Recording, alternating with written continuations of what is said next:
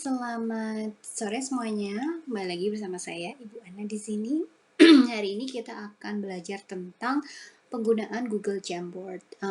Google Jamboard adalah salah satu feature dari Google yang bisa ditemukan di Google. Ya, langsung saja saya akan menjelaskan. Saya akan present screen di sini.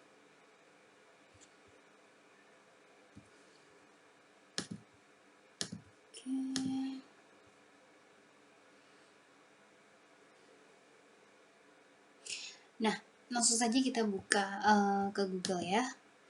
Di sini ada akun Google. Ketika Bapak Ibu sudah masuk ke akun Google, Bapak Ibu bisa melihat Jamboard di sini. Oke, Jamboard ini digunakan untuk apa?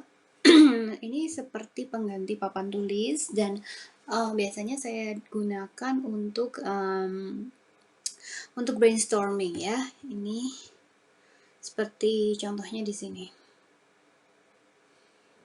Misalnya untuk kegiatan Sitting Wonder, jadi ada gambar. Di sini saya memberikan pertanyaan. Untuk fiturnya sendiri bisa dilihat. Di sini ada pena, ada penghapus, ada arrow untuk memilih. Kemudian di sini ada sticky notes. Ini adalah fitur yang paling saya suka karena bisa menggunakan sticky notes di sini. Kemudian ada menambahkan gambar. Jadi kita untuk memasukkan gambar, kemudian ada bentuk lingkaran dan beberapa bentuk yang lainnya seperti ini. Kemudian di sini untuk teks dan di sini ada laser. Jadi kalau misalnya kita mau presentasi ke murid, oke, what do you see? Kemudian siapa ini? Jadi kita bisa pointing.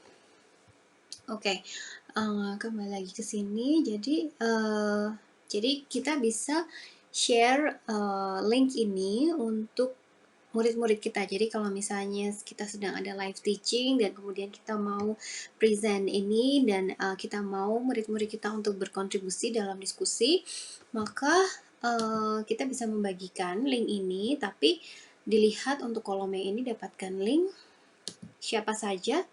Nah, untuk di sini ada pilihannya, ada pengakses lihat saja, view only, atau editor.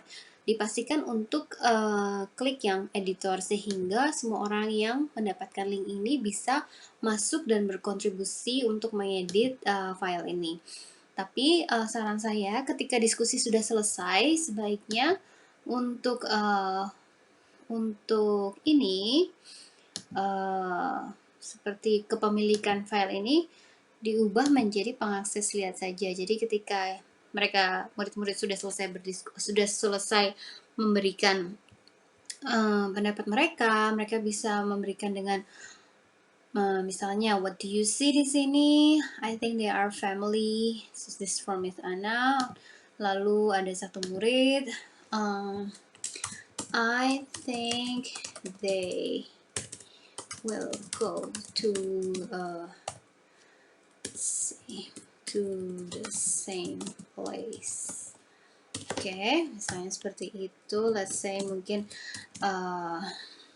the name is Tuti, right? Oke, jadi kita tahu bahwa ada Tuti yang sudah berkontribusi. Di sini ada Miss Anna. Dan kemudian di sini ada what do you see? Oh, sorry. This should not be over here ya. What do you see yang mereka lihat, kemudian what do you think, dan kemudian what do you wonder. Mungkin pertanyaan saya, what do you see, what do you think, and what do you wonder itu merupakan salah satu strategi untuk yang bisa digunakan untuk brainstorming dan bisa digunakan di awal unit.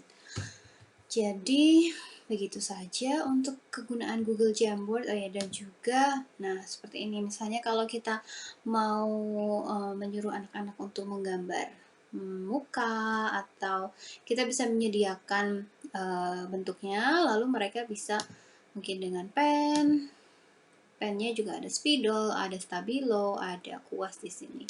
Mereka bisa menggambarkan mata, mungkin untuk anak-anak yang lebih kecil ya. Di sini kemudian diberi Atau bisa juga ketika kita mengajarkan tentang feelings, what do you feel, misalnya ya, misalnya kita mau anak-anak kita untuk menuliskan cerita atau memberikan ilustrasi. Seperti contohnya, hari ini saya senang. Oke, so jadi kita meminta anak-anak untuk menggambarkan ekspresi senang di sini, ya. Jadi kita untuk template-nya seperti ini dan mereka bisa meneruskan sendiri. Dan mungkin kalau seperti ini mereka bisa screenshot dan kemudian masukkan ke folder, bisa Google Slides mereka atau bisa di Google Docs mereka.